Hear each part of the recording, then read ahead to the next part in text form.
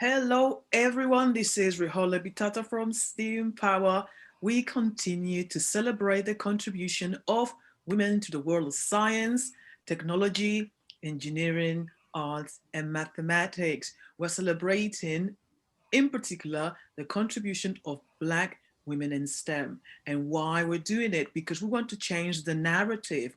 We want to stop thinking that certain groups do not belong into this world, into this magnificent and brilliant field of work. So today we have Kischa Green. She's a teacher, a mentor, and a forest school practitioner and CEO of Nature's Playground. She is a spiritually driven and passionate mother following her purpose. She graduated from the London Metropolitan University in 2010 with a bachelor's degree in early years. And she wanted to train into forest school as a forest school leader whilst studying full time, and she has gained her level 3 certification running independent school outside in nature. So welcome, Kisha. How are you today? Thank you. I'm well, thanks. I'm well. Thank Excellent. you for So having me. thank you for accepting our invitation. It is a pleasure. Let's start by starting. Can you tell us a little bit about you?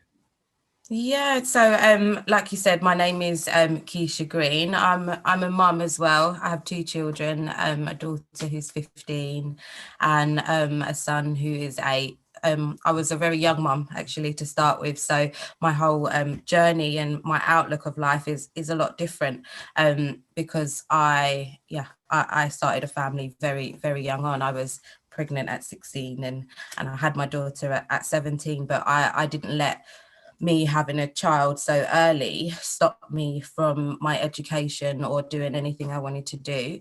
I've always been interested in science in some way. I started off really being interested in medicine after I had my daughter, and I went to train as a nurse at first. Actually, I didn't put that in there, but I was an adult nurse training in university, and then I transferred to do teaching that way. And then I was a teacher for many years, qualified as a teacher. And then while I was teaching, it was that I went on to do forest school. And how I even come to the idea of forest school is that in my training, I'd learnt about Denmark and the schooling in Denmark and how the children don't start school until they're 8 years old. And before that, they're outside and they're exploring in nature. And that just really intrigued me because as a child, I'd loved being outside. I used to make potions and perfumes of petals and playing in Wendy houses. I loved the outdoors. So for this to connect to the outdoors and education in some way it really intrigued me. I found out that it actually started in Denmark in 1950s. And they have been educating in that way since then. Really, outdoor learning is a So huge part, and working with before we get to that, can we go back a little bit and can yeah. you tell us a little bit about your childhood in regards to the world of STEM? You said that you were always interested in in science. Can Yeah. you can you recall any memory where you were that particular set? That was the moment that you said, "Yes, this is what I want to do." Do you know what I feel like because I've just always enjoyed being outside. It was more my connection of being outdoors, and I love trees, and I was just interested in the different types of trees and plants as well. I used to love just looking at them and exploring them. But when I was at school, I didn't really have that connection as much. I didn't feel like that was able to be explored as much. It was only when we had a school trip actually, and when we went to Suntrap and we got to camp outside and we got to do all these adventures and it just sparked something in me like, oh, I love it. It's just so much fun. One thing, it was just so much fun, and I didn't realize that I was learning at the time, but I was, because I came out of it and then I was talking about all these other things that I had no idea about before. So I think it was just that natural way of sort of learning. And definitely in the school trip that I had, that was the moment when So from yeah, that that's brought me back. from that school that you're mentioning, were there any activities around it that you said, okay, so I had this trip now, what else can I do? Did you go to scouts? Did you go to other, did you go on to other Saturday schools, for instance? Yeah, I used to be a girl guide. I used to go brownies. And so we used to do different things like making fires and like learning how to do sign language and tying knots. So I did get to do that thing. But my dad was actually working for Scouts. My dad had always worked for Scouts. So although I didn't do it through sort of an educational way, I was always around Scouts and being outside because of my dad. So I cheated it in that way, but through sort of other ways in myself, I was a brownie. I was involved with brownies. Yeah. And how was high school in terms of STEM? Because I've been asking the other guests Mm. whether they think that schools are doing enough to promote STEM learning in school. What was your experience? Yeah, do you know what? I found that secondary school lost me. That's where it got lost. I only got it back after secondary school. I think because of the demands of the exams and the subjects. So unless you're taking sort of an extra science on, then you won't really be exploring as many of the fun things that you kind of get to do when it comes to science and just that I kind of, at school, I thought that science was more, about, you learn about the body and you may get to do some experiments if you're lucky. I mean, we didn't really do many experiments at all, but if you're lucky, you might get to use a Bunsen burner, even though we had them there, we just didn't get to use them. So I think there was a lack of that at school, which was What a shame. area did you study here in the UK? What area? Yeah, I studied in the UK. I went to school in Woodford, in Essex. Okay, I know that area actually. Yeah, I did yeah, some teaching there a lot many years ago. Yeah, I remember. Yeah, yeah, yeah. very They have a great science department. I mean, in terms of resources, but I think maybe I'm not sure what it was at the time, but we didn't get to access it really. No, it was more textbooks and learning, and just my style of learning. I'm a lot more hands-on and practical. So in order to engage me to remember, I have to be doing something practically. So would you say that there was a lack of hands-on? There was a lack of practice Yeah. that probably didn't didn't motivate you and probably you and others Hmm. into becoming more interested in science. Yeah, definitely, So how definitely. were the teachers like then? I know that they had the exams to get on with, but were the lessons engaging? That I mean, they not as much. I mean, in school, I wasn't really well behaved. So it's surprising that I've become a teacher actually. But a good thing as well because I can relate to children that do misbehave. But I don't feel that they were engaged enough because I was often sent out of class. I was excluded from school. So I had a lot of gaps in learning, or I used to skip classes because I didn't like the teachers. And a lot of teachers just didn't like me. As well. So that didn't help. I think my brother went to the school, he had a kind of a bad name, and I was automatically kind of labelled as his sister. And then from there, really, the teachers just didn't give me a nice vibe, and the lessons weren't as engaging to make me want to be in the lesson Did you and ever stay there. did you ever have a mentor to help you navigate through that time? It was my head of year. My head of year, he was really supportive. I did have a lot of things going on at home as well at the time. So he was really supportive in the fact that he understood why I was getting into trouble a lot.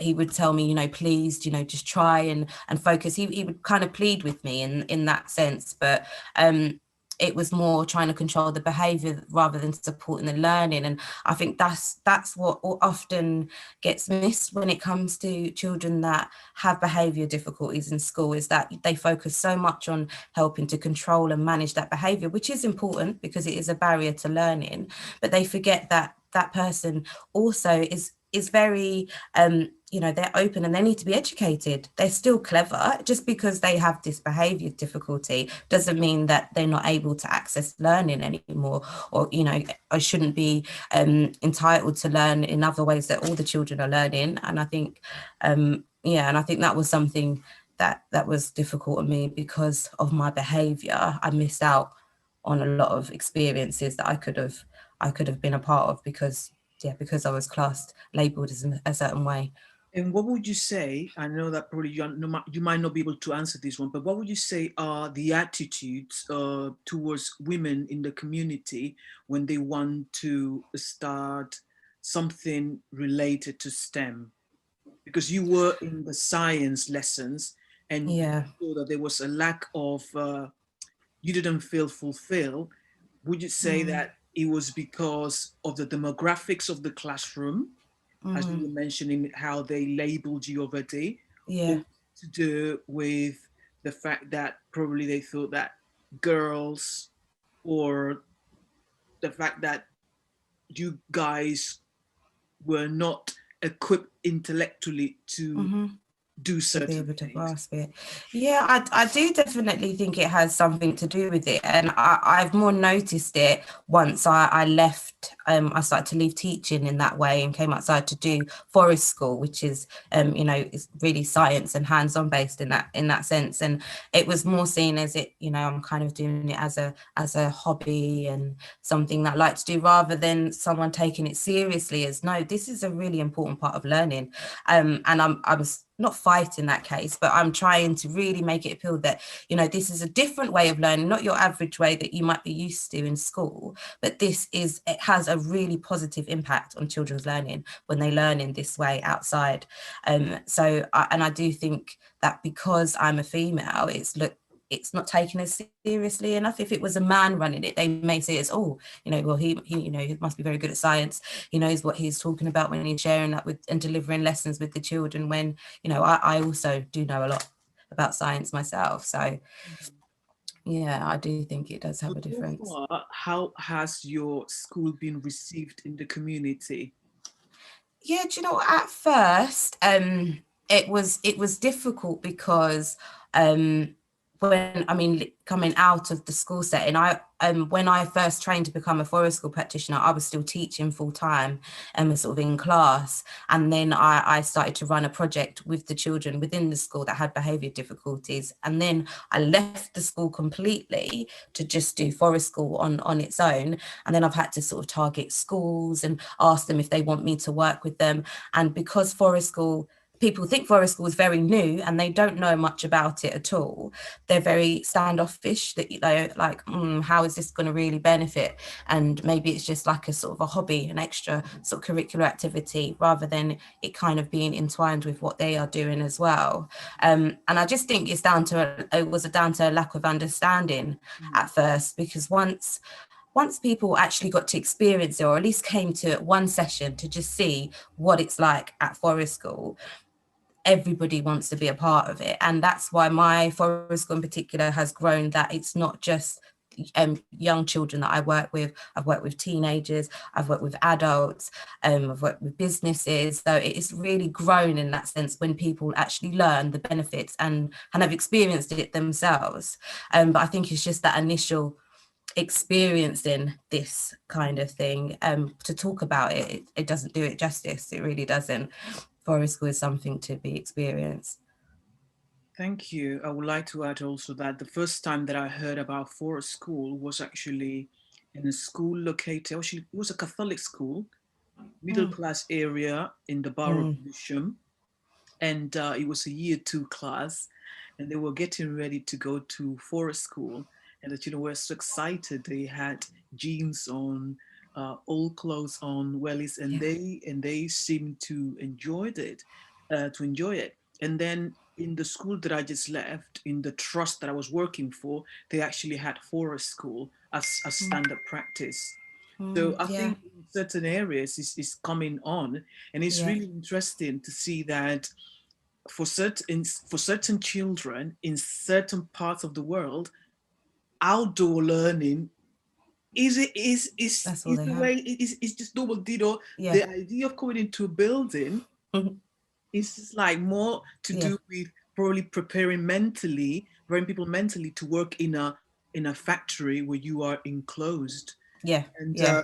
that's like a very very interesting approach. Yeah, I mean, I did find it difficult with my school that I was working at the time, because I felt that although the head teacher loved the fact that the name Forest School was going to be on the newsletters because it was part of the school, the whole concept and what we do and what I try to explain of, you know, how long the children need to be attending for in order for it to have its benefits and the impacts was kind of lost. The teacher was like, just don't worry about that. The fact that you're doing it is great. And well, we want all the children, different years to experience it. And it's not so much like that. It's long term. So it's Yeah. small groups of children for a long period of time, you know, and then you see whether or not they need to come on and have more sessions, or whether they can, you know, go back to the learning that they were doing and take on new members. But yeah, I think that's difficult. And again, it's just lack of understanding about the whole holistic side of Forest School. Excellent. So, in terms of reading, what would you recommend us to read? Do you know what? I think it's difficult. I love at the moment I'm really into things to do with the moon. So oh, it's here actually, my book. Lunar Living is what I'm reading at the moment. But it's hard. I would say it depends on what you're interested in.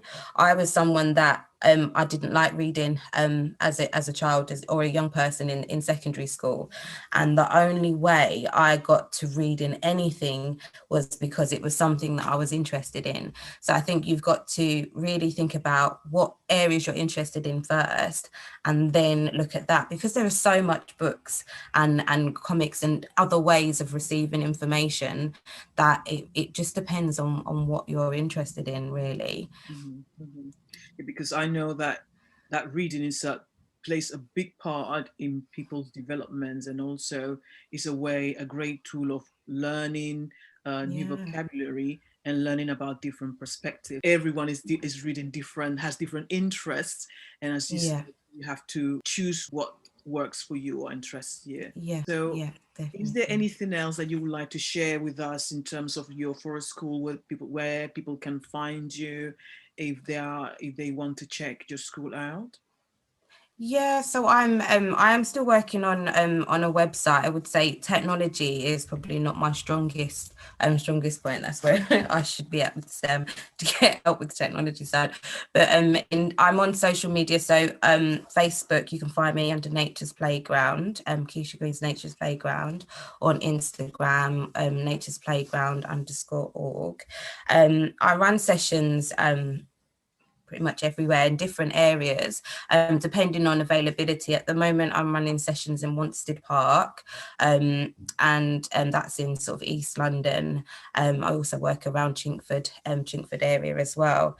And yeah, just get in touch with me and see if you want me or any of someone from my team to come along and work with groups of children with you, then we can do that. At the moment, I work with home educated children and families. Hmm. I know that a lot of those really benefit from forest school activities. So yeah, get in touch. And we're open to all, young children and adults. Thank you very much. That was Kisha Green from Nature's Playground, and we'll be continue celebrating Women's Month next in the next episode. Take care all.